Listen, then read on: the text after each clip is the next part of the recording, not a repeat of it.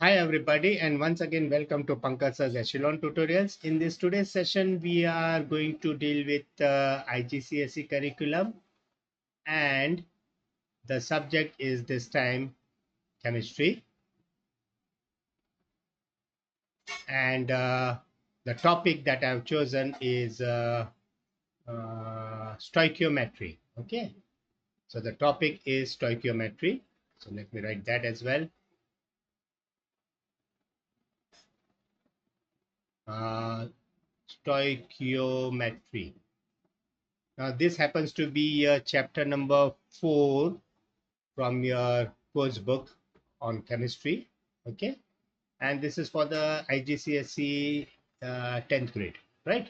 Okay, now stoichiometry. The first thing that comes to your mind is what is the meaning of stoichiometry? Okay, so stoichiometry means stoichio means elements, and metron means measure, right? So together, if you put stoichiometry, that will mean that measuring amount of elements. Okay, now that is a very basic definition. Stoichiometry deals with measuring the amount of elements and all that stuff. Okay, so that is why it is not, this topic is called as stoichiometry. Now it deals with the relation, with the relative measurement of the amount of reacting elements and the product elements of a chemical reaction. So whenever you have a chemical reaction taking place, you have some reactants taking part in that reaction. You have some product which are formed in that chemical reaction.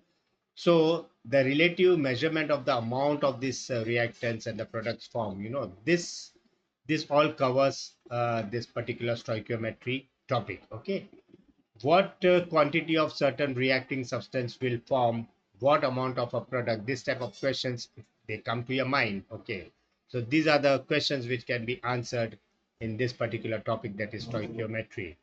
It is like keeping an account of chemicals. So it's like, when you keep in bookkeeping, you keep the in that balance sheet, you keep everything in place, the income, the expenditure and all that, similar kind you can imagine here in chemistry. It is like keeping an account of the chemicals, okay, at the atomic level, that is taking part in the chemical reaction. So in the chemical reaction, basically there are reactants and the products that are involved. So you have to keep an account of this reactants and the products that are formed in the chemical reaction. This is all which you are going to study, what you are going to study in stoichiometry. Now, as far as the definition of this stoichiometry is concerned, here I have given you the definition as this is the definition: the ratio of the reactants to the products in a balanced symbolic chemical equation. So stoichiometry is nothing but a ratio of the reactants to the products in the balanced symbolic chemical equation. Okay, chalo. Now these are all basic things. Okay, nothing to worry about. Means they are not going to ask you in the examination such things. Okay, but then you should know these are the things you are going to study in this stoichiometry. Now, the main thing that is involved in this stoichiometry is the concept of this mole. Okay, there's something called mole concept, right? So, what is this mole concept? So, mole is a word, MOLE. It is a certain amount of any chemical substance. Okay, so it's a fixed amount of a chemical substance. Now, chemical substances can be, these chemical substances can be atoms, it can be molecules, it can be ions, okay, anything. So these are chemical substances. Chemical substances can be in the form of atoms, molecules, or ions. So in general, these are particles. Okay. So when a chemical substance is treated as a particle, either in atom form, molecular form, or ions form, then a bunch of these atoms or a bunch of these molecules or ions, can be called as a mole. But what is that bunch? Okay, that bunch is like, in 1 dozen, we say that there are 12 units. Okay, example, in 1 dozen mango, there will be 12 mangoes. In 2 dozen marbles, there will be 24 marbles, isn't it? So 1 dozen is equivalent to 12 units. Okay, same way, 1 mole is equivalent to 6.02 times 10 raised to 23 units. Now, this is that quantity. So 1 mole is nothing but 6.02 into 10 raised to 23 units. Now, if it is 1 mole atoms, then it will be 6.02 into 10 raised to 23 atoms. If it is 1 mole of molecules, it will be 6.02 into 10 raised to 23 molecules, that way. Okay. So 1 mole of a carbon atom or 2 moles of a nitrogen molecules or 0.5 mole of a zinc ion. Now this is the language we talking. Okay, 1 mole of a carbon atom or 2 moles of nitrogen molecules or 0.5 mole of zinc ions, right? So mole can be connected to either atoms as a particle or molecules as a particles or ions as a particle. Okay. So 1 mole basically is equivalent to a number which is 6.02 into 10 raised to 23. So that you should remember. Now, what is the definition of a mole? Mole is defined as any chemical substance containing 6.02 times 10 raised to 23 number of units, and those units can be either atoms or molecules or ions. So that is the definition of a mole. So 1 mole of an atom means 6.02 into 10 raised to 23 number of atoms. 1 mole of certain molecule means 6.02 into 10 raised to 23 number of those molecules. Okay, that is the meaning of this mole. Okay, now 1 mole is equivalent to AR expressed in grams, MR expressed in grams, and it is equivalent to 6.02 into 10 raised to 23 particles. Right now, you can understand that 1 mole is equivalent to 6.02 into 10 raised to 23 particles. But a bit later, you will come to know that this AR and MR, you don't know by now what is AR and MR. But in the discussion ahead, you will come to know what is AR and MR. And this AR expressed in grams or MR expressed in grams is also equivalent to 1 mole. Okay, so that I have written here in one sentence only. 1 mole is equivalent to AR in grams. It is equivalent to MR in grams. It is equivalent to 6.02 into 10 raised to 23 particles. Right? Now let us talk about what is this AR and MR. Okay. You must have seen a periodic table. In chemistry, you know you have a periodic table. So there's a periodic table right in front of you. You can see over here. Okay. Now these are the elements which are placed in the periodic table. Let us take for instance this element called sodium. Okay. Now sodium, if I write it over here on the side, sodium is written over here and Na, the symbol is written, and at the bottom can you see there's written this 23 is written over here at the bottom, and on the top they have written 11. In a similar way for every element, you know, suppose you take this sulfur. Okay, for sulfur also, if you see at the bottom they have written 32 and on the top they have written 16, right? Okay, so you can see that all the elements, you know, in the periodic table are shown with some number at the bottom, some number on the top. Now, what are these numbers indicating? Okay, so for example, any element X, you know, the bottom at the bottom, you know, they show something called A, and at the top they show something called Z. Now, this Z is nothing but the atomic number of that element. Okay, the atomic number of that element, and this A is nothing but the atomic mass number of that element. Okay, so sodium, the atomic mass number is 23 and the atomic number is 11. Atomic number is denoted by a Z and atomic mass number is denoted by a A. This atomic number is nothing but the number of protons in the atom. And this atomic mass number is the sum of the number of protons and the number of neutrons in the atom. Okay. This will tell you the atomic mass of an atom, and this will tell you the atomic number of an atom. Okay. So any element has at the bottom, for example, here sulfur, at the bottom it is written 32. So 32 is the atomic mass number, right? And this 16 is the atomic number. So the atomic number at the bottom is written over here for all the elements. Okay. So this atomic mass number is something which is very important. And that atomic number, mass number, is something which is written as AR in short form. So AR is what? It is atomic mass number of any element. Now, if this atomic mass number is expressed in grams, for example, sodium ka atomic mass number is 23, right? So when you say sodium ka AR is 23, okay, that means sodium mass number is 23. But when you say sodium has a atomic mass number of 23 grams, okay, so this 23 grams happens to be the atomic mass number expressed in grams. This 23 grams is equivalent to 1 mole of sodium. That is what I have written here. Okay. AR expressed in grams is 1 mole. So in the case of sodium, AR is how much? It is 23. When you express in grams, it will be 23 gram. So when you say 23 gram of sodium, 23 gram of sodium, you are saying nothing but 1 mole of sodium. That's it. Okay. So AR ka meaning is the atomic mass number. Okay. And in previously we used to call it atomic mass number, but now you can call this AR as relative atomic uh, number. Okay, you can call it as relative atomic number, AR, right? Relative atomic number, right? Okay. So one second.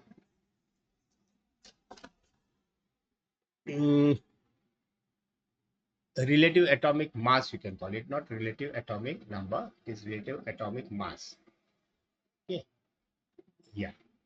So AR is nothing but relative atomic mass.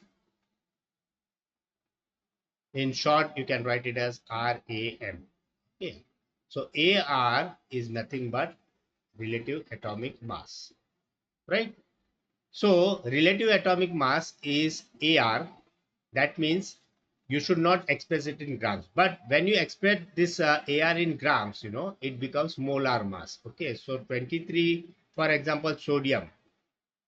For sodium metal or for sodium element, your RAM, that is relative atomic mass, is just 23.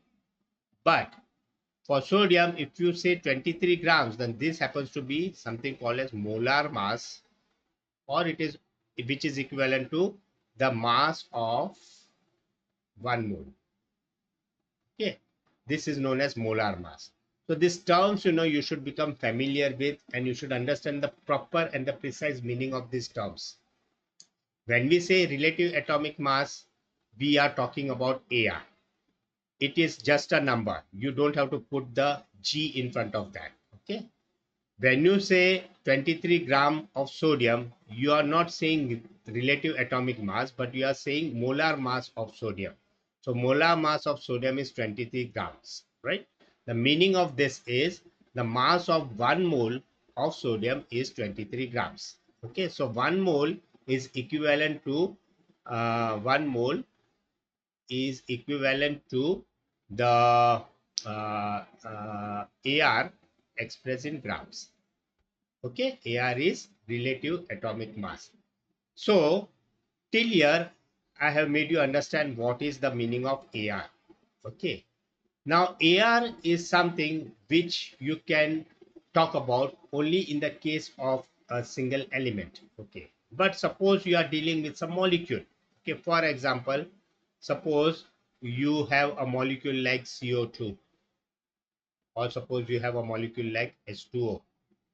Okay, now in this molecule of CO2 and H2O, you will not talk about AR. Actually, you will be making use of AR. So what is the term that you are going to use for the molecules? Okay, for molecules, you are going to use the term which is denoted by MR. Now, MR stands for what? Like AR stands for relative atomic mass. MR will stand for relative molecular mass. Okay, it is relative molecular mass. So remember, AR is relative atomic mass, MR is relative molecular mass. Now what is relative molecular mass of CO2? Relative molecular mass of CO2 will be the summation of the atomic relative atomic mass of each and every component of this CO2. Okay. So it will be the summation of the AR of the constituent elements. Right. So MR of CO2 will be AR of carbon plus there are two oxygen, so it will be 2 times AR of oxygen. Now AR of carbon is 12. Now you can see over here. Now can you see this carbon? Now here the structure itself is shown carbon, but can you see this 12 written over here?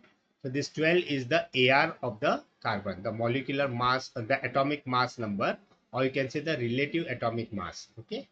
So AR of carbon is 12 and AR of oxygen is how much, you know? Can you see here oxygen? Oxygen is, where is oxygen? Uh, uh,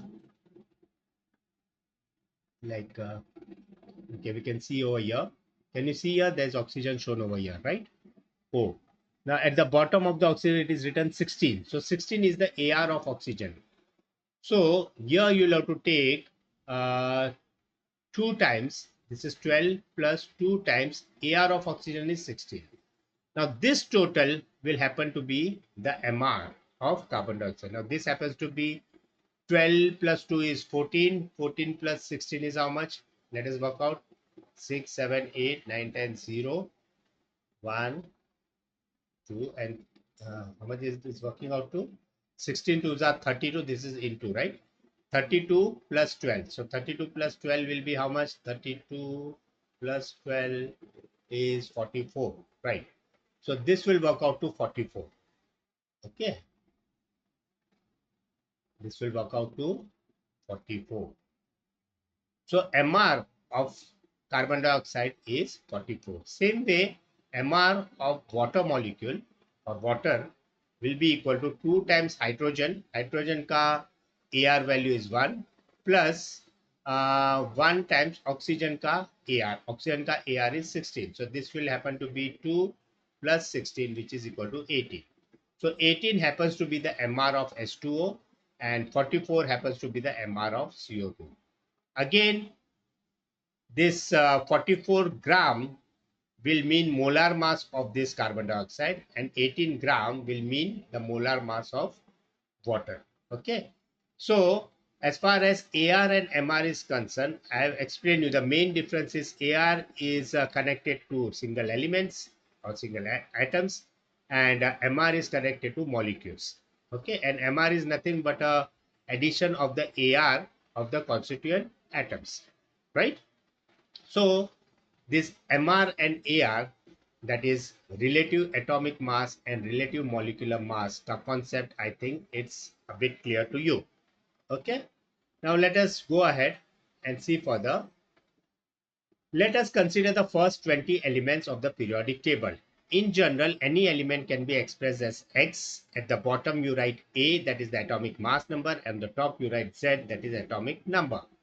A is the number of proton plus neutron in that element, in that atom, and Z is the number of protons in that atom. Okay. Let us take, for example, hydrogen. Hydrogen has is written in the on the periodic table. You know, you'll see hydrogen at the bottom it is written 1, on the top also it is written 1. So A is 1, Z is also 1. The meaning of this is A is 1 means proton plus neutron is 1, and Z is 1 means number of proton is 1. Now the meaning of this is proton is equal to 1 and proton plus neutron is also equal to 1. That means your neutron is equal to 0. So in hydrogen atom, you don't have any neutrons. Okay. Now helium, He is the symbol. At the bottom you have 4, on the top you have 2. So A is 4, that is atomic mass number is 4, and Z is 2, that is atomic number is 2. So P has to be 2, that is number of proton has to be 2, and number of proton plus neutron has to be 4 because A is nothing but the sum of the proton and neutron. So that is 4 and this is 2. Now, if you want to find out the number of neutrons, you will just do 4 minus 2, which is equal to 2. So, number of neutrons in this case is 2, right? Lithium, the symbol is Li. At the bottom of the symbol, there is written 7, and on the top it is written 3. The meaning of this is Z for lithium is 3 and A for lithium is 7. That means number of protons is 3 and number of proton plus neutron is 7. And 7 minus 3 is the number of neutrons. 4 is the number of neutrons. That way, if you go, you can find out all the elements from the periodic table. Now, this is the 20th element, that is calcium. In the periodic table, calcium, at the bottom it is written 40, on the top it is written 20. The meaning is A is 40, Z is 20. That means number of proton is 20 and number of proton plus neutron is 40. So the number of neutron will be 40 minus 20, that is equal to 20. Okay. So this is how first 20 elements ka the number of protons, the number of electrons, and number of electrons is always equal to the number of protons. Okay. That is always there in an atom, right? So this is how we have to study the atom ka structure up to first 20, that is up to calcium, right? Now again coming to the meaning of AR. Now already I have explained you the meaning of AR. Now we will quickly understand the meaning of AR in a different context. Okay. Now meaning of AR means AR is equal to proton plus neutron. I told you AR, where you get it from. Now suppose there's a Na written over here. At the bottom you have 23, on the top you have 70. This 23 is nothing but your AR. Now this 23 is nothing but proton plus neutron, isn't it? The atomic mass number, right? So proton plus neutron will always give you AR, right? AR stands for relative atomic mass. I've already discussed with you. Its value is equal to the value of A, that is proton plus neutron. That also I have told you. Now AR for hydrogen is 1, AR for helium is 4, because at the bottom of these elements, these numbers will be written. The value of A, the atomic mass number, okay. So hydrogen ka AR value is 1, helium ka it is 4, lithium ka it is 7, beryllium ka, boron ka it is 11, carbon ka it is 12, magnesium ka value is 24, AR value, okay. Sulfur ka it is 32 and calcium it is 40. So basically in the periodic table, at the bottom, you will find AR, right? Okay. Now let us come to relative atomic mass ka definition. This AR ka definition is what? It is the average mass of the isotope of an element compared to 1/12 of the mass of an atom of carbon 12. Okay. Now basically this bottom number is representing nothing but the atomic mass number. And atomic mass number ka definition is this. It is the average mass of the isotope. Many elements in the universe, they exist in the form of isotopes. Okay. So if you take the average mass of all the different types of isotopes of a given element, and if you compare it with the 1/12 of the mass of an C12 carbon atom, okay, then that particular value that you get, that will be the AR value. In short, this is the atomic mass number that you see at the bottom of the element in the periodic table. So this is the definition, right? Now, what is AR scale? Now, carbon, whose symbol is C, it has number of proton plus neutron as 6 plus 6. Proton is also 6 and neutron is also 6. So 12 is the number of proton plus number of neutron in the case of carbon. So carbon you are going to write as 6 on the top, that is the number of proton, and 12 at the bottom, that is the number of proton plus neutron. Okay, and it has the AR value as 12, right? Magnesium has proton plus neutron as 12 plus 12, that is 24. So AR value of magnesium will be 24, right? Hydrogen, the number of proton plus neutron is 1 because it doesn't have any neutron. So it is 1. So hydrogen ka AR value will be 1, right? So you can see that if you want to prepare a scale for AR, suppose this is a scale of AR, right? On the top you can see those elements, right? So suppose this is your carbon element, its AR value is 12. Now all these elements, that is magnesium, sulfur and calcium, they have a AR value greater than that of carbon. Okay, carbon ka AR value is 12, magnesium 24, sulfur 32, calcium 40. So these are on the bigger size, and that is why on the scale I have kept it on the right hand side.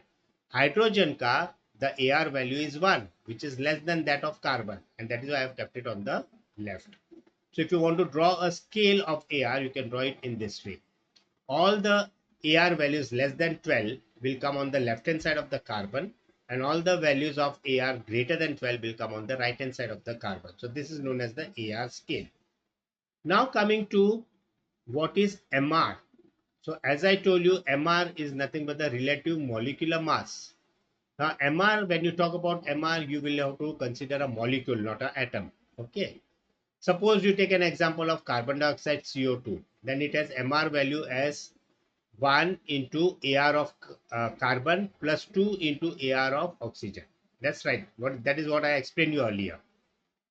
Carbon dioxide molecule consists of one carbon atom and two oxygen atom. So one carbon atom ka AR will be 12 and two oxygen atoms each having 16 as the AR value. So it will be 16 into 2 because there are two oxygen. Okay. So total will be 12 plus 16 to 32, which works out to 44. So MR of carbon dioxide is nothing but 44, right? Same way water ka MR will be 18. Now this also I have already discussed. So I suppose this MR and AR ka concept is very clear to you. Let us see the definition of relative molecular mass, that is MR. It is the sum of the relative atomic mass. It is the sum of all the AR or the summation of all the types of atoms in a compound. So if you take a molecule, you first check what are the constituent elements of that molecule and you just add up the AR of all those constituent atoms. Okay, for example, C2H5OH, this is ethyl alcohol. Okay, or you can say ethanol. In ethanol, you have two carbons, so 2 into AR of carbon is 12. Then there are 5 plus 1, 6 hydrogen. So you'll take 6 into AR of hydrogen is 1. So 6 into 1. This 12 is the AR of carbon. Okay. And then you have 1 oxygen. So you'll take 1 multiplied by oxygen ka AR is 16. So this red bar that I have underlined, these are the AR values. And this 2, 6 and 1 are the number of respective elements present in that molecule, isn't it? Now, if you do the summation of this, 2 into 12 is 24, 6 into 1 is 6, 16 into 1 is 16. When you add up, you get 46. So this 46 is the MR value of of this ethanol, okay, C2H5OH. So this is the way you have to find out the MR value of any molecule. Now, there is something similar to MR, that is relative molecular mass, that is also written as MR only, but a slight difference is that is known as relative formula mass. Okay, relative molecular mass is something else, but relative formula mass is something else. Now what is this relative formula mass? It is also represented by MR only, but its meaning is slightly different. Relative formula mass is the relative molecular mass only, but it is of ionic compounds. So if the compounds are ionic, then you will call that MR as relative formula mass. Okay. So what are the examples of this ionic compound like NaCl, HCl? These are the examples of ionic compound. So if you take NaCl, then sodium ka AR is 23, Cl ka AR is 35.5. So if you add up, you will get 58.5. So this is the relative formula mass of NaCl. Now here you will say relative formula mass because it is a ionic compound. Hydrogen chloride, again it is a ionic compound. So AR of hydrogen is 1 and chlorine ka AR is 35.5. When you add up, you will get 36.5. So 36.5, you can call it as relative formula mass because hydrogen chloride is again a this thing. But if you take CH4, CH4 is not an ionic compound. Okay, it's a covalent compound. It's methane. So here, if you want to find out the MR of this, so 1 into carbon ka 12 plus 4 into hydrogen ka 1. Okay, so it will be 12 plus 4. 12 plus 4 ones are 4, right? So 12 plus 4 is 16. Am I right? So 16 is the MR value of CH4. Is that clear? Carbon is 1 and hydrogen is 4. So 12 plus 4, that is 16. So this 16 is the MR but you cannot call it relative formula mass. You will call it as relative molecular mass, because CH4 is not an ionic compound.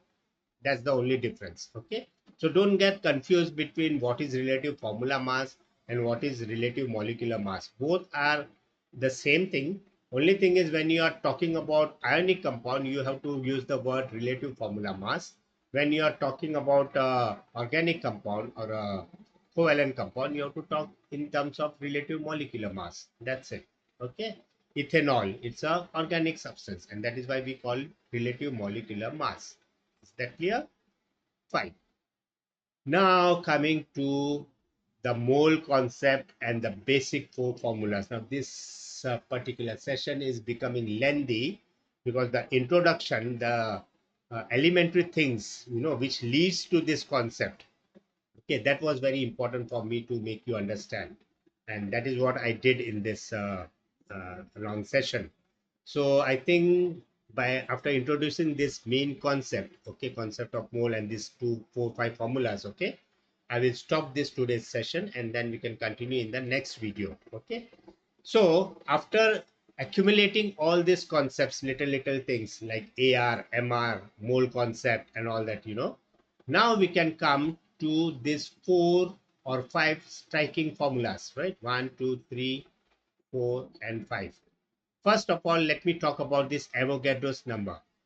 Now 6.02 into 10 raised to 23, this particular number is known as Avogadro's number for a simple reason that it was discovered by a scientist whose name was Avogadro. So this number itself is known as a Avogadro number. It is represented by a N and a small a at the foot of N. Okay, so both N and A are capital. So this is Avogadro's number, 6.02 into 10 raised to 23. Right. Now, what is this formulas? Okay, now this is mole for atoms. Okay, or you can say this first formula is relating your moles to the mass. Okay, so the formula, first formula says that N, now N is nothing but the number of moles. Okay, N is the number of moles. This small m is the mass in gram. Okay, small m is what? Mass in gram. And this at the bottom, can you see here? This is AR. Now I have already discussed what is AR. So N is equal to M expressed in grams upon AR. This is a formula. Okay. So if you know the moles, the number of moles, and if you know the AR of that particular substance, you can find out the mass. Or if you know the mass and if you know the AR value of that substance, you can find out the moles. Okay. So this is the three things connected: number of moles, mass, and the AR. So basically the first formula is dealing with the mass and the mole connection. Second formula, you can see it is similar to the first formula. N is equal to mass in grams upon MR. Now this here, N is again the number of moles. M is again the mass of the substance in grams. And this MR, you know what it is. Okay. MR is something which is related to a molecule, isn't it? So if you want to talk about the number of moles of a molecule, then you are going to use this formula. N is equal to M upon MR. This and this formula are almost same. Only thing is this deals with the atoms and this deals with the molecules. The third formula is the number of moles N is equal to the volume of a substance. Now this particular formula is used only when the substance is in the gaseous form. Okay, so N is equal to V, that is volume in liters, divided by 24. So this is that formula connecting the moles to the volume. Okay, the next formula is N, that is number of moles, is equal to volume expressed in liters, and this C is nothing but the concentration of the liquid. Now this particular thing, this particular formula, okay, is connected to solutions. Okay, so solutions will have some concentration. That concentration is taken as C. The concentration is always expressed in moles per liter or moles per decimeter cube. Let me tell you 1 liter and 1 decimeter cube are one and the same. Okay, 1 decimeter cube and 1 liter are both the same quantity, right? So these 4-5 formulas that I've shown you right now, these are the pillars of the stoichiometry. You know, in stoichiometry, you are going to use these formulas only, these 4-5 formulas. Okay, you are going to use and do some calculation and learn how stoichiometry works. Now, how stoichiometry actually works, that I'll explain you in the next video. And today's video I'll wind up here only. I suppose in this today's video, I just introduced you to stoichiometry, and I've just brought you on the verge of what is stoichiometry. And now I'm not going to repeat these things again for you, but from next video, in the next video, I'm going to do direct calculations, and I'll be using these 4-5 formulas that I've written over here on the screen. You can see, you can take a screenshot of these formulas. These are the formulas which we'll be working with in stoichiometry in the next video. So that's all for today, and thank you for being with me. And if you happen to like my video, please subscribe my channel, and see you in the next video. By then, uh, bye, take care all of you.